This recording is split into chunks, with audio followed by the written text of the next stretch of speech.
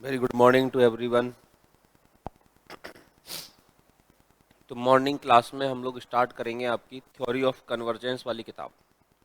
मैंने आपको यूनिट्स के बारे में बता दिया था सारी। Unit number first second third fourth कैसे किस तरह से है। मैंने आपको बताया कि आपकी 2 यूनिट इसमें है लगभग, और 2 यूनिट उसमें है, 3 यूनिट उसमें है। यूनिट्स थोड़ी सी मिक्सअप में है। पहली यूनिट में आपका दोनों का पहला पहला चैप्टर है। थ्योरी ऑफ कन्वर्जेंस का पहला चैप्टर और रियल एनालिसिस का पहला चैप्टर दोनों मिलकर के यूनिट फर्स्ट है, जिसमें से अपन क्या करेंगे, अभी रियल एनालिसिस का पहला चैप्टर करेंगे केवल। ठीक है ना। और यूनिट नंबर सेकंड में रियल एनालिसिस का सेकंड चैप्टर है ओनली। ठीक है ना। यूनिट नंबर थर्ड में इस वाली किताब का सेकंड चैप्टर है ओनली। ठीक है ना। बहुत ही मज़ेदार यूनिट है ये, और बहुत ही इंपॉर्टेंट यूनिट है, और स्कोरिंग यूनिट है। ठीक है। ये 3 यूनिट जो है शुरू की, पहली यूनिट तो उसका पहला चैप्टर, दूसरी यूनिट रियल एनालिसिस का सेकंड चैप्टर, तीसरी यूनिट इसका सेकंड चैप्टर। ठीक है ना। और चौथी यूनिट में है आपके रियल एनालिसिस में से लिमिट, कंटिन्यूटी, डिफरेंशियलिटी और mean value theorem. Part second में 4 चैप्टर दे रखे हैं आपको। पार्ट सेकंड में 4 चैप्टर दे रखे, पार्ट थर्ड में दे रखे होंगे शायद 4 चैप्टर सेकंड पार्ट में। पार्ट सेकंड में 4 चैप्टर आपको दे रखे होंगे रियल एनालिसिस में, लिमिट, कंटिन्यूटी, डिफरेंशियबिलिटी और मीन वैल्यू थ्योरम। ठीक है। ये चारों चैप्टर मिलकर के आपके यूनिट नंबर 4 है। ठीक है ना। इन सबको करना है अपन को, मतलब यूनिट सेकंड थर्ड और फोर्थ विशेष रूप से फोकस करनी है 3 यूनिट में। ठीक है। पहली यूनिट में अपना काम लगभग इससे हो जाएगा, दोनों का अथवा में सवाल आता है तो एक चैप्टर से अपना काम हो जाएगा अभी। ठीक है ना। तो टाइम बचेगा तो अपन इसका पहला चैप्टर और पढ़ लेंगे। ठीक है ना। इतना होने के बाद फिर अपन इस वाली किताब में 5वीं यूनिट में आपके है improper convergence of integrals, convergence of improper integrals, चौथा चैप्टर जो है। ठीक है ना। ये आपकी 5वीं यूनिट में है, और इसके साथ में है आपका 5वीं यूनिट में रियल एनालिसिस में से रीमान इंटीग्रल। 5वीं यूनिट में से है आपका रीमान इंटीग्रल। ठीक है। रीमान इंटीग्रल को नहीं पढ़ेंगे अपन, मतलब 2 चैप्टर अपन लोग छोड़ेंगे, रीमान इंटीग्रल और इसका थ्योरी ऑफ कन्वर्जेंस का पहला चैप्टर। ठीक है ना। अगर समय मिला तो थ्योरी ऑफ कन्वर्जेंस का पहला चैप्टर अपन कवर कर लेंगे। ठीक है। तो अब अपन आते हैं उधर, अपन की चल रही है यूनिट नंबर फर्स्ट चल रही है अभी, और इधर मैं आपको इस किताब में से स्टार्ट कर रहा हूँ यूनिट नंबर थर्ड, इसका सेकंड चैप्टर। ठीक है ना। छोटा चैप्टर है, ज़्यादा बड़े चैप्टर नहीं है, तो इसके अंदर से क्या 2 चैप्टरों को अपन कवर कर लेंगे तो काफ़ी अच्छी पोजीशन में अपन लोग आ जाएंगे। तो हेडिंग डालें अपन exercise 2, convergence of infinite series.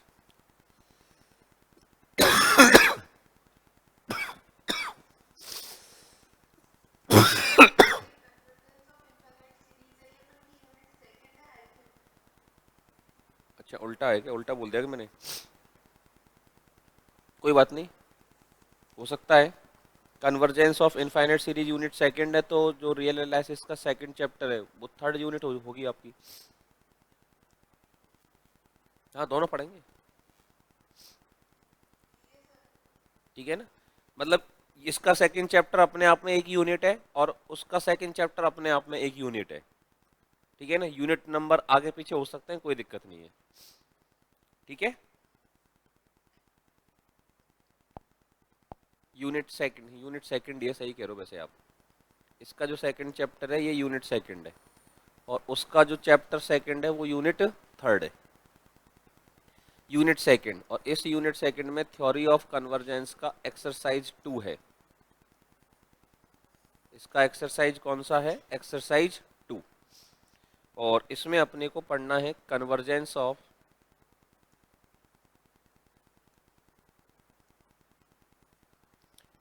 Infinite series.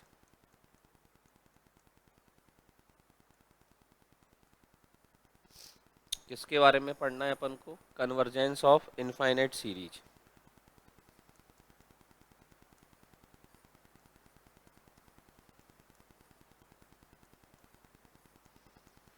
अनंत श्रेणियों का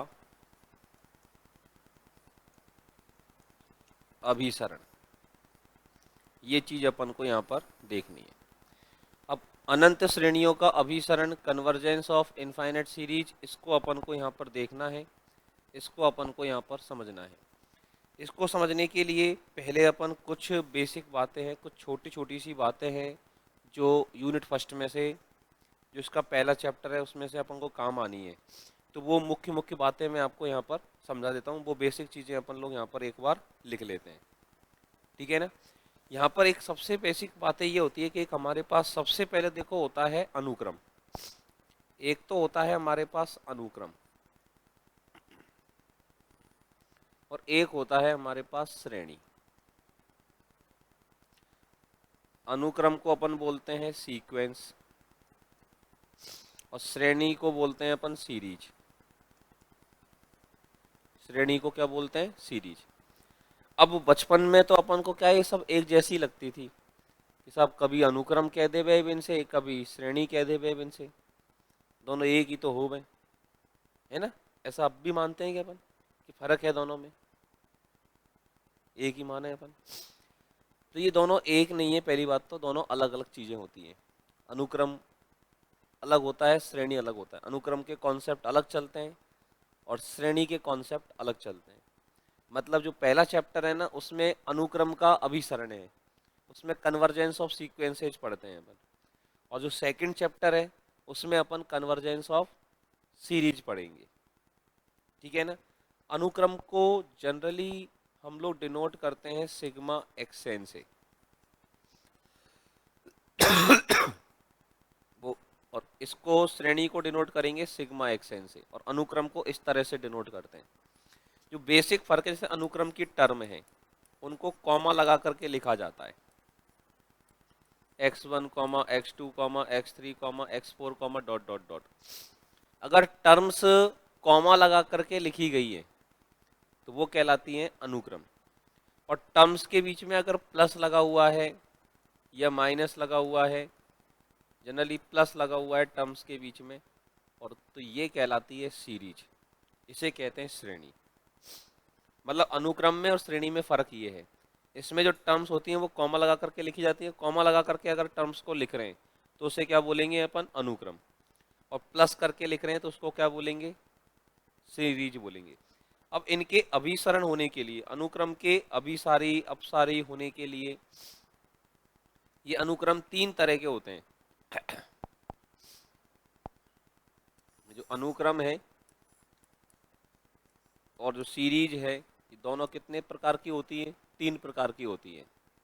तीन प्रकार की कौन कौन सी होती है?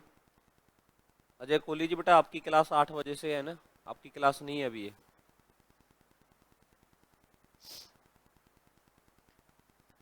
तो पहली तो ये होती है अभिसारी, दूसरी ये सीरीज होती है अपसारी,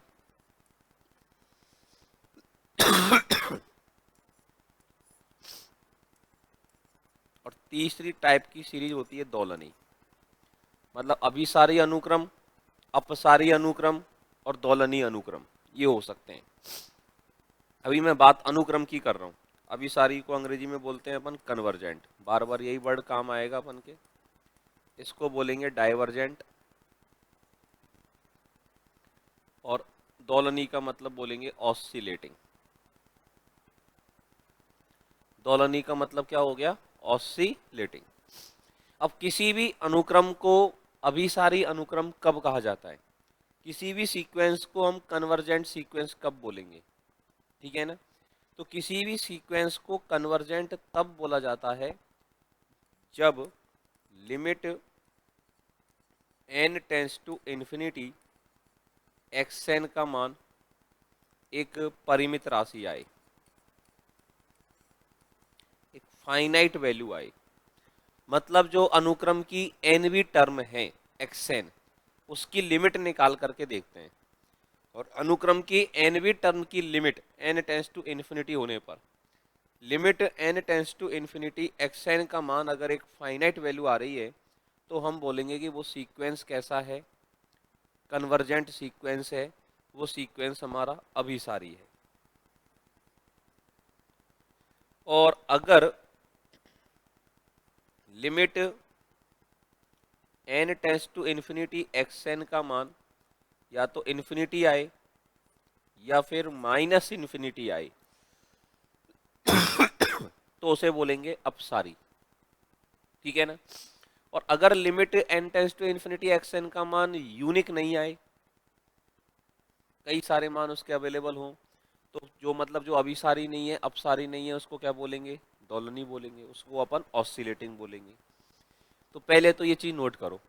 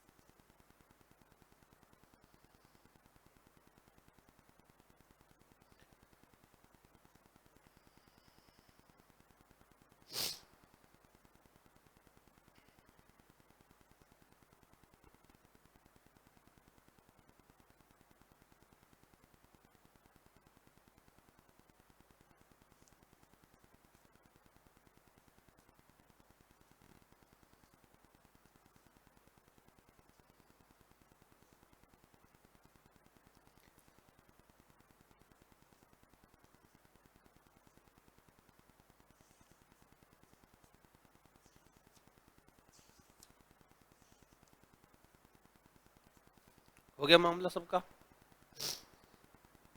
चलिए अब नोट डाल करके बात लिखेंगे।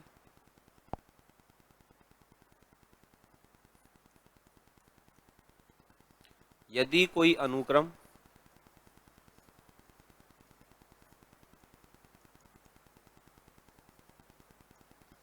एक दिष्ट वर्धमान है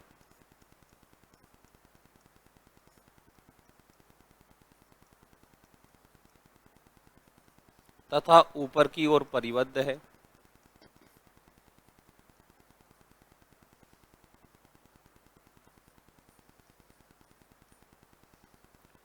तथा ऊपर की ओर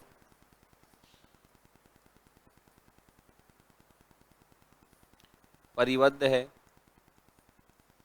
तो वह अनुक्रम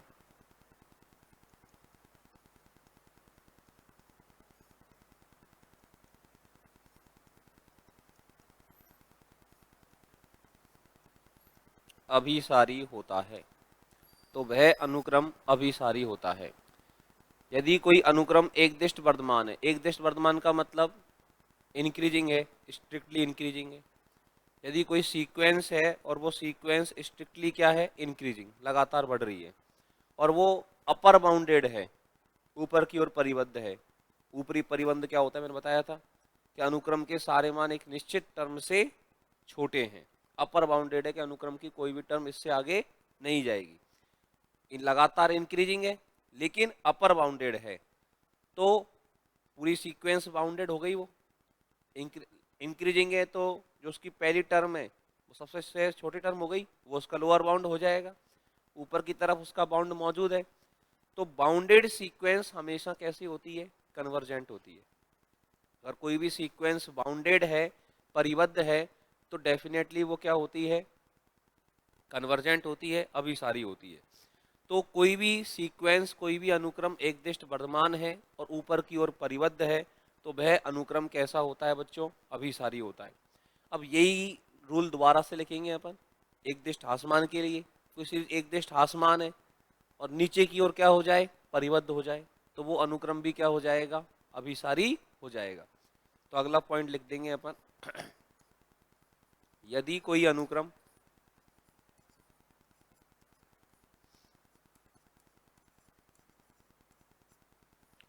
एक दिष्ट हासमान है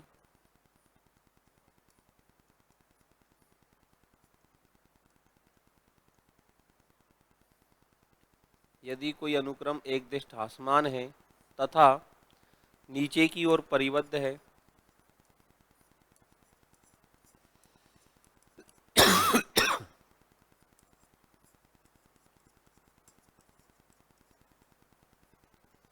तथा नीचे की ओर परिबद्ध है, तो वह अनुक्रम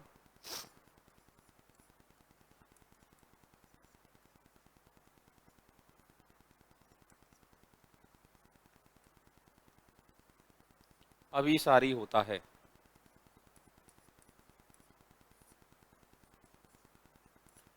तो वह अनुक्रम कैसा होता है बच्चों? अभिसारी। तो वह अनुक्रम अभिसारी होता है, वो सीक्वेंस हमारा कन्वर्जेंट होता है।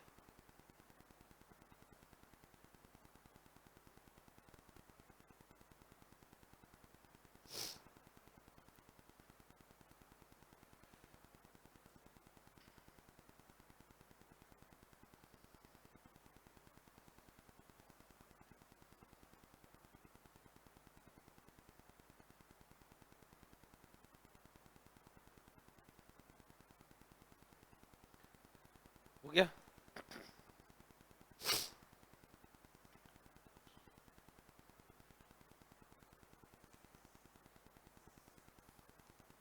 क्लियर सबका? अब एक लिखेंगे अपन अनुक्रमों के अभिसरण का कोशी सिद्धांत।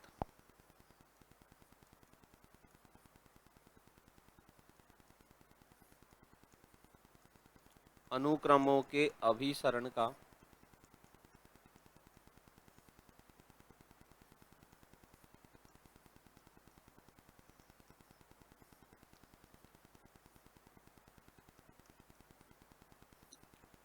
कोशी सिद्धांत। Cauchy principle for convergence of sequences. Cauchy principle for convergence of sequences. अनुक्रमों के अभिसरण के लिए कोशी एक मैथमेटिशियन हुआ था, उसने भी अपना एक प्रिंसिपल दिया था, और वो प्रिंसिपल क्या है उसको अपन एक बार लिखेंगे। ये थ्योरम है, इसका केवल स्टेटमेंट अपन को यहाँ पर पढ़ना है अभी, और इसका स्टेटमेंट अपन को ध्यान रखना है। अनुक्रम एक्सएन, अनुक्रम को जनरली अपन इस तरह से दर्शाते हैं ना, ग्रेटर देन लेस देन के बीच में। अनुक्रम एक्सएन के अभिसारी होने की आवश्यक एवं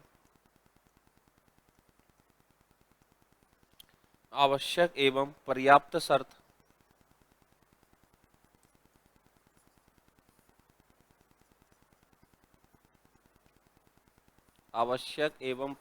शर्त यह है कि कितने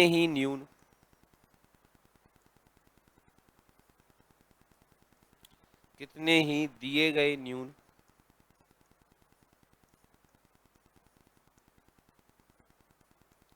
एप्सिलॉन ग्रेटर देन 0 के लिए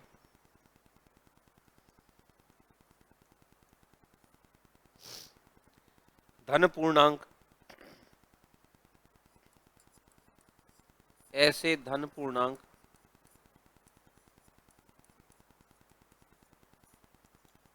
n0 तथा p विद्यमान है कि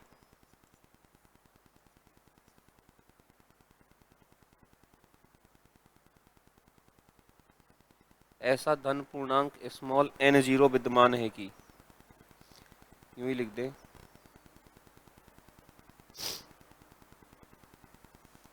ऐसा धन पूर्णांक n0 विद्यमान है कि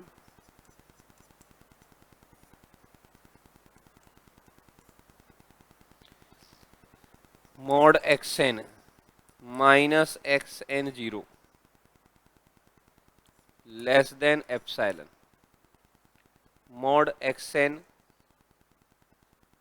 एक मिनट, इसको ना दूसरी तरह से लिखना था, एक मिनट रुको।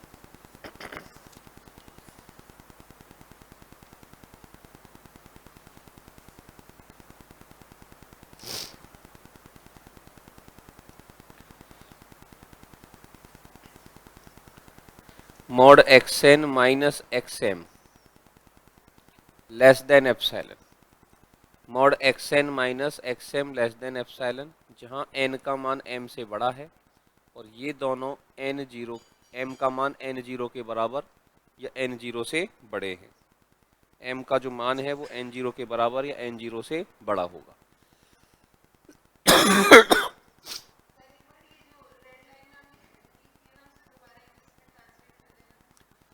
Kosi principle of for convergence of sequences, Cauchy principle for convergence of sequences. मतलब ये कह रहा है कि कोई भी सीक्वेंस है उसके कन्वर्जेंट होने के लिए सफिशिएंट कंडीशन है और आवश्यक नेसेसरी कंडीशन है कि mod X N minus X M, मतलब किसी सीक्वेंस में अगर ये रूल फॉलो हो रहा है तो वो सीक्वेंस कन्वर्जेंट होगी। अब इस रूल का मतलब क्या है, ये कह रहा है कि हमने एप्सिलॉन कितना ही छोटा ले लो, एप्सिलॉन जितना छोटा हम लोग ले सकते हैं, जितना छोटा लेने की कैपेसिटी हमारी एप्सिलॉन को है उतना छोटा एप्सिलॉन को ले लिया जाए। उतना छोटा अगर हम एप्सिलॉन को लें तो हरेक एप्सिलॉन के लिए, तो हरेक एप्सिलॉन के लिए एन जीरो का मान विद्यमान होगा। अब एन जीरो कोई मान है, एन जीरो का मान बहुत बड़ा हो सकता है, एन जीरो का मान 1000 है मान लो, या एन जीरो का मान 2000 है। उसका मतलब है कि इस एन जीरो के बाद में आने वाली जो टर्म्स हैं उनमें से कोई भी दो टर्म का डिफरेंस निकालोगे तो वो एप्सिलॉन से क्या आएगा, कम आएगा। जैसे मान लो एन जीरो का मान 1000 है, तो 1000 के बाद में एन जीरो मतलब का मान 1000, मतलब 1000वें पद के बाद में जितने भी पद आएंगे, 1000वीं टर्म के बाद में जितनी भी टर्म आएंगी उन टर्म में से कोई सी भी दो टर्म ले लो कहीं से भी, और उनका डिफरेंस अगर देखोगे तो वो बहुत ही कम आएगा। जो आपने एप्सिलॉन लिया है बहुत ही छोटा, उससे भी कम आएगा, तो वो सीक्वेंस क्या है, कन्वर्जेंट है। ठीक है, सीक्वेंस कन्वर्जेंट है तो वो इसको फॉलो करेगा, इसको फॉलो कर रहा है तो सीक्वेंस कन्वर्जेंट होगी। ठीक है ना, बात समझ में आ गई सब लोगों अच्छे से। अब जो मैंने चीजें बताई है ये सीक्वेंस से रिलेटेड, ये पहले चैप्टर में से कुछ इंपॉर्टेंट पॉइंट निकालें। मतलब पहले चैप्टर की मेन थ्योरी तो यही है, फिर उसके केवल सवाल रह जाते हैं, तो समय मिलेगा अपन को तो उसके सवाल अपन करवा लेंगे। ठीक है ना, और इनके डेरिवेशन करने थ्योरम्स के बस, और कुछ नहीं है उसमें। ठीक है ना, एक और फटाफट से पढ़ दो, फिर मैं आपको अब चैप्टर नंबर 2 जो है हमारी यूनिट नंबर 2 उसको अपन स्टार्ट कर रहे हैं।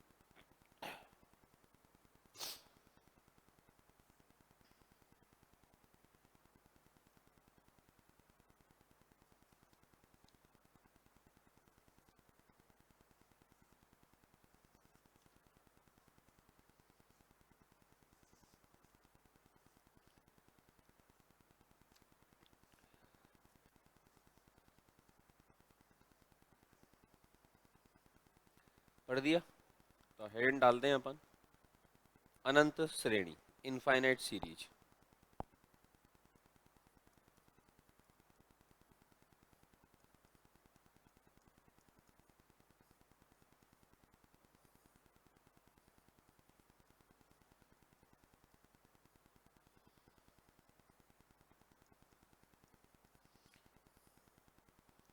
हेडिंग क्या डाल दें अपन, इनफाइनाइट सीरीज, अनंत श्रेणी।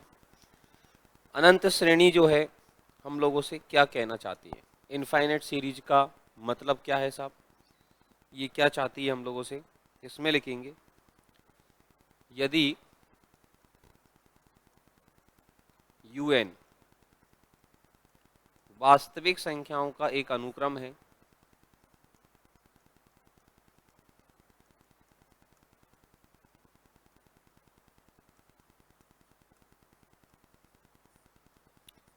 ये क्या है हमारे पास सीक्वेंस, और ये सीक्वेंस काय का है, वास्तविक संख्याओं का अनुक्रम है। मतलब इस अनुक्रम की जो टर्म्स हैं, इस अनुक्रम के जो पद हैं वो रियल नंबर हैं। मतलब इस अनुक्रम के जो पद हैं वो क्या है, रियल नंबर हैं। तो यदि un वास्तविक संख्याओं का अनुक्रम है तो u1 plus u2 plus u3 plus dot dot dot plus un plus dot dot dot के रूप का व्यंजक, के रूप का व्यंजक, व्यंजक को बोलते हैं एक्सप्रेशन, जिसमें प्रत्येक पद के पश्चात, हाँ n तो पदों की संख्या, उस टर्म का क्रमांक है, कौन से नंबर की टर्म है। u1 मतलब फर्स्ट टर्म, u2 मतलब सेकंड टर्म, un का मतलब nth टर्म, जिसमें प्रत्येक पद के बाद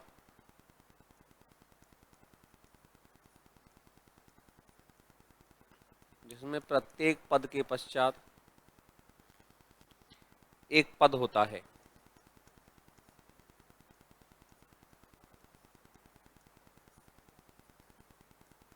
अनंत श्रेणी कहलाती है।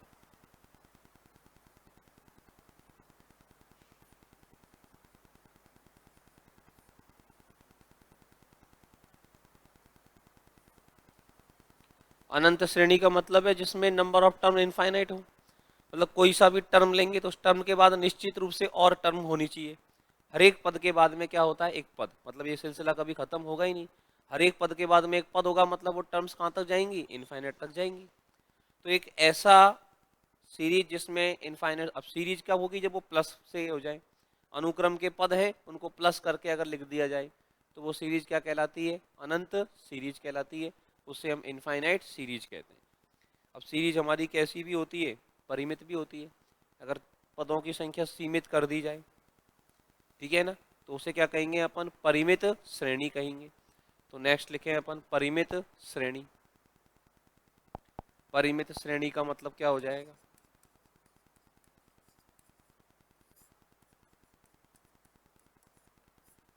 परिमित श्रेणी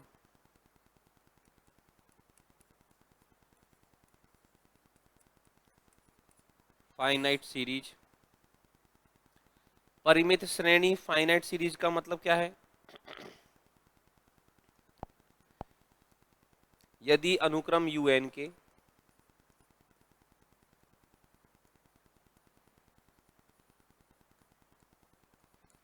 सभी पद किसी निश्चित पद के बाद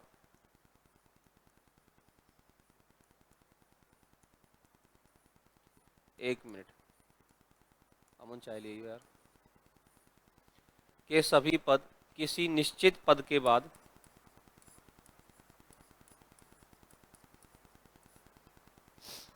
शून्य हो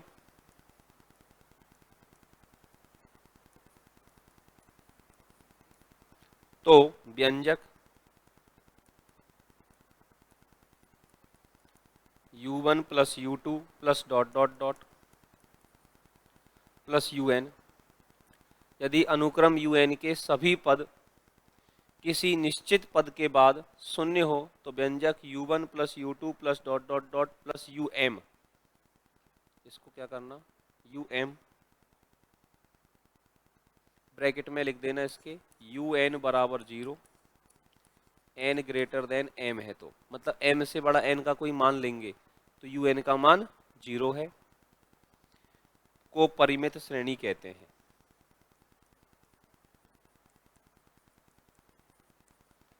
को परिमित श्रेणी कहते हैं। बात समझ में आई सबको। परिमित श्रेणी का मतलब क्या है कि एक निश्चित टर्म के बाद में आने वाली सारी टर्म क्या हो जाए, 0। जैसे मान लो m का मान 50 ले लिया, u1 plus u2 plus u3 plus dot dot dot plus u50, मतलब 50वीं टर्म के बाद में आगे की सारी टर्म क्या है, 0। 51वीं टर्म, 52वीं टर्म, 100वीं टर्म, 53वीं टर्म, ये सब क्या है, 0। ये कह रहा है ना, n का मान अगर m से ज्यादा लिया तो m भी टर्म के बाद में आने वाली सभी टर्मों का मान क्या है, 0। तो ये फिक्स हो गई कि u1 से um तक ही पद आएंगे इसमें। तो ये लिमिटेशन हो गई, फाइनाइट क्राइटेरिया हो गया। तो इसको बोलेंगे अपन फाइनाइट सीरीज, इसको बोलेंगे अपन परिमित श्रेणी। ठीक है ना, समझ में आ गई बात। फिर लिखेंगे अपन एकांतर श्रेणी, इसके बाद हेडिंग डालेंगे अपन एकांतर श्रेणी।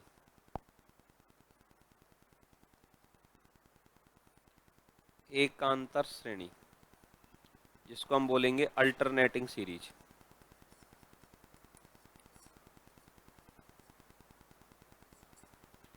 एकांतर श्रेणी जिसको क्या कहा जाता है, अल्टरनेटिंग सीरीज। अब ये एकांतर श्रेणी क्या कहती है साहब, एकांतर श्रेणी का मतलब जो है वो हमारे पास क्या रहेगा, अल्टरनेटिंग सीरीज किसको कहेंगे। तो इसमें लिखेंगे अपन, जब यदि किसी अनंत श्रेणी के पद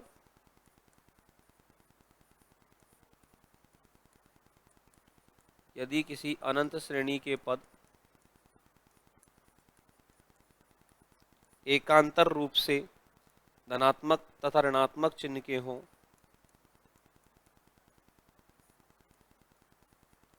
एकांतर रूप से मतलब एक छोड़ के एक, एकांतर रूप से धनात्मक व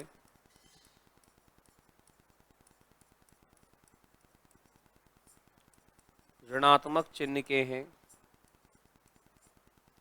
धनात्मक व ऋणात्मक चिन्ह के हैं, तो वह श्रेणी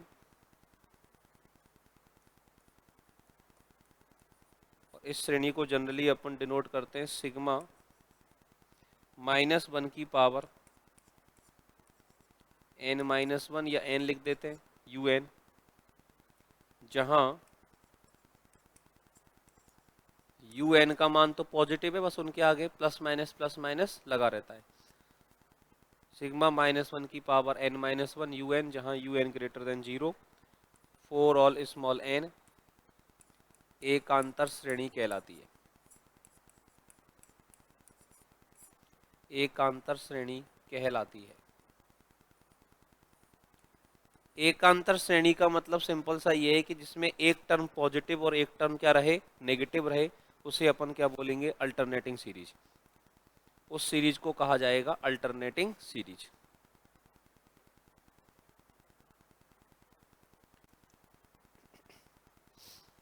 हाँ भाई, तो ये बातें समझ में आ गई। अनुक्रम क्या है, श्रेणी क्या है, परिमित श्रेणी क्या है, एकांतर श्रेणी क्या है। अब हेडिंग डालेंगे आंशिक योगफलों का अनुक्रम। श्रेणी के आंशिक योगफलों का अनुक्रम।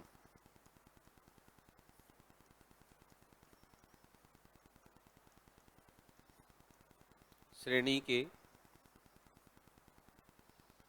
आंशिक योगफलों का अनुक्रम।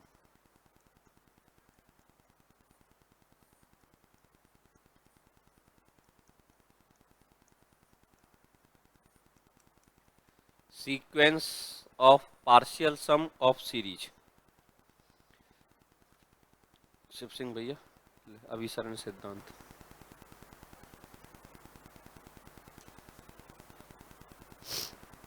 Sequence of partial sum of series, श्रेणी के आंशिक योगफलों का अनुक्रम। अब जैसे मान लो हमारे पास एक सीरीज है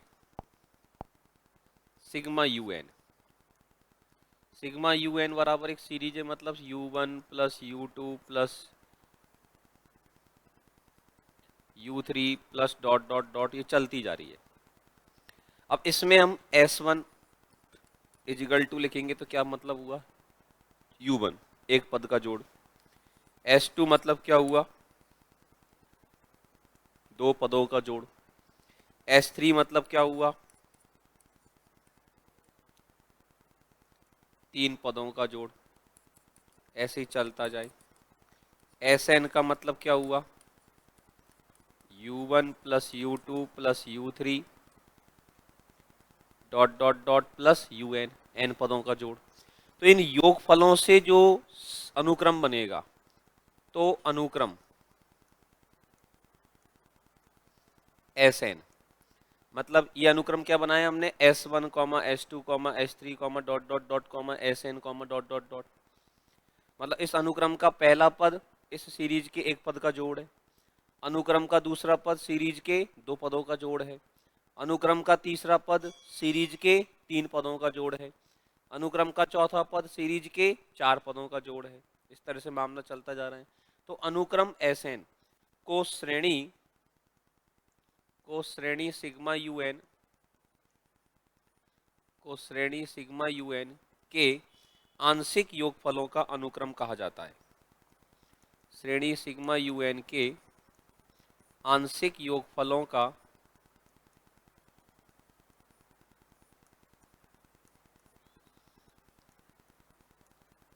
अनुक्रम कहा जाता है।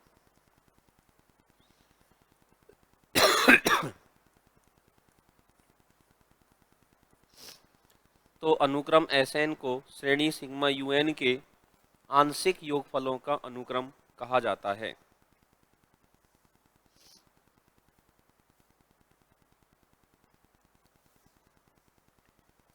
ठीक है। अब यहाँ पर अपन को सीरीज का नेचर पढ़ना है। जो श्रेणी है उस श्रेणी को अपन कब अभिसारी बोलेंगे, उस श्रेणी को कब हम अपसारी बोलेंगे, कब उसे हम दोलनी बोलेंगे। जिस तरह से हमने बताया था अनुक्रम अभिसारी होता है, अपसारी होता है, दोलनी होता है, उस तरह से यहाँ पर सीरीज भी अभिसारी होगी, अपसारी होगी, दोलनी होगी, कन्वर्जेंट, डाइवर्जेंट, ऑसिलेटिंग। और उनके बारे में अपन को स्टडी करनी है और उनको चेक करना अपन को इस प्रश्नावली में सीखना है। ठीक है ना, बहुत इंपॉर्टेंट टॉपिक है, आगे कॉम्पिटिशन्स में भी बहुत ज़्यादा काम आता है ये टॉपिक। लिख दिया सब लोगों ने ये? तो अब अपन लिखेंगे nature of infinite series. Nature of infinite series, अनंत श्रेणियों का नेचर। अब ये अनंत श्रेणियों का नेचर क्या क्या हो सकता है मेरे दोस्त? ये अभिसारी हो सकती है,